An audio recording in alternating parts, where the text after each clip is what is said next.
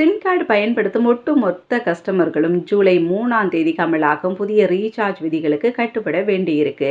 இந்த நேரத்தில் ஜூலை 3ஆம் தேதிக்கு முன்னாடியே கோடிக்கணக்கான சிம் கார்டு கஸ்டமர்கள் ரீசார்ஜ் செஞ்சுட்டு வராங்க.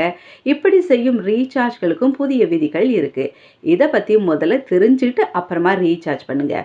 ஜியோ, ஏர்டெல், வோடஃபோன், ஐடியா சிம் கார்டுகளை பயன்படுத்தும் ஒவ்வொரு கஸ்டமர்களும் இதை கண்டிப்பாக தெரிஞ்சுக்கணும்.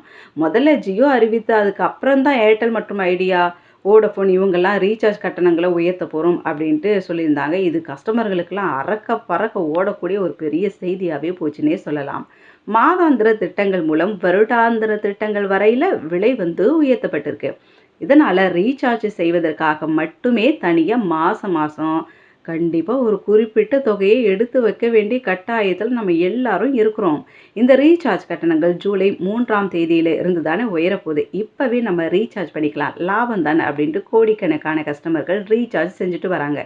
இப்படி செஞ்சால் இதே சலுகைகள் ஜூலை 31ஆம் தேதிக்கு பிறகு இருக்குமா அப்படின்ற சந்தேகமும் ஒரு புறம் இருக்குது.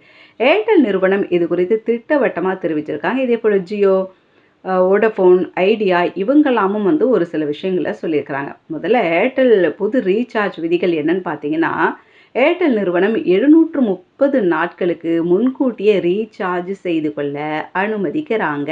ஆனால் இதில் சில விதிகள் இருக்குது. அதாவது ரூபாய் 155, ரூபாய் 179, ரூபாய் 199, ரூபாய் 289, ரூபாய் 296, ரூபாய் 455, ரூபாய் 489, அதே போல் 509, 1799 ஆகிய திட்டங்களை ஆக்டிவ் திட்டங்களாக வச்சிருக்கக்கூடிய கஸ்டமர்கள் அதே திட்டத்தை மட்டுமே முன்கூடியே ரீசார்ஜ் செஞ்சுக்க முடியும். அதனால் உங்களுடைய ஆக்டிவ் திட்டங்களையே நீங்கள் மறுபடியும் ரீசார்ஜ் பண்ணிட்டீங்கன்னா ரீசார்ஜ் செய்து கொள்ளலாம்.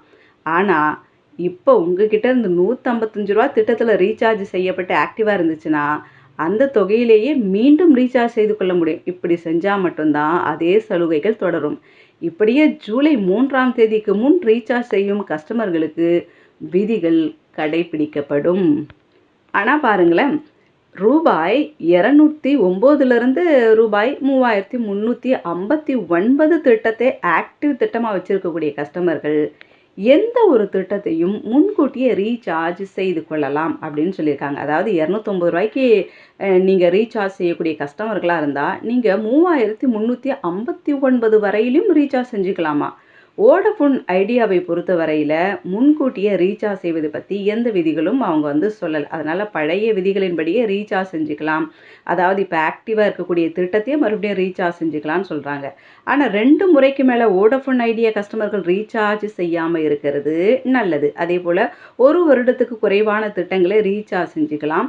ஏன்னா ஜூலை 3ஆம் தேதிக்கு முன்னா புதிய விதிகள் ஒருவேளை அறிவிக்கப்பட வாய்ப்பு இருக்குது. அதனால் அதையும் கொஞ்சம் பார்த்துக்கணும்னு சொல்கிறாங்க. திடீர்னு திட்டத்தை மாற்ற முடியாமல் போயிடுச்சுன்னா என்ன பண்ணுறது அப்படின்றதும் ஒரு முக்கியமான விஷயமா பார்க்கப்படுது.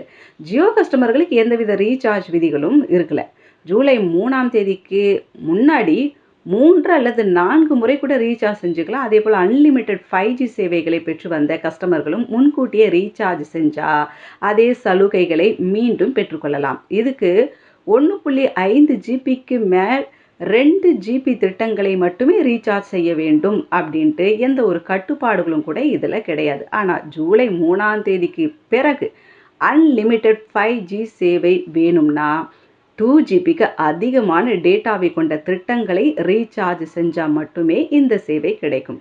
ஜூலை 3ஆம் தேதிக்கு முன்னாடி இப்போதைக்கு இதுதான் நிலைமை அப்படின்ற மாதிரி சொல்லிட்டு இருக்காங்க. அதனால் இந்த ரீசார்ஜ் பண்ணுறவங்களாம் நான் ஆர்வ கோளாறில் முன்கூட்டியே நம்ம நல்ல லாபத்தை பார்த்துடலாம் அப்படின்ட்டு ஒரு சில முடிவில் எடுத்துடாதீங்க. என்ன ஏதுன்னு விவரம் தெரிஞ்சுட்டு அதுக்கப்புறம் இதுக்குள்ளே இறங்குறது நல்லது. வல்லவன் உங்களில் ஒருவன்